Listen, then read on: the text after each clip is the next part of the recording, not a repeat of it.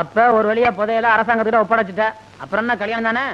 அவன் பணத்தை சம்பாதிக்க என்ன பாடுபடுறா, நான் பணத்தை செலவழிக்கிறதுக்கு என்ன கஷ்டப்பட்டிருக்கேன் தெரியுமா? அதை விடு, என் சொந்த கதை, என் சோக கதை. உன் கதை எப்படி?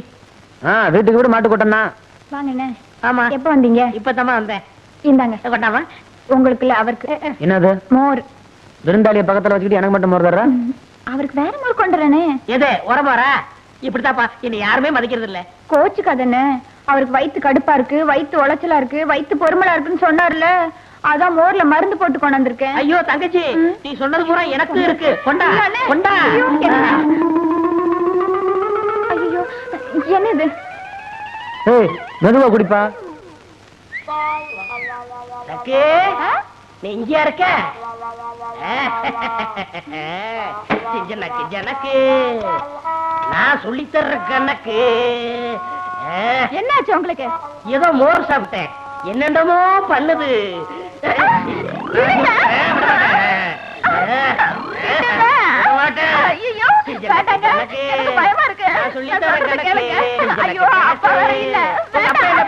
நான் பாத்துக்கிறேன்.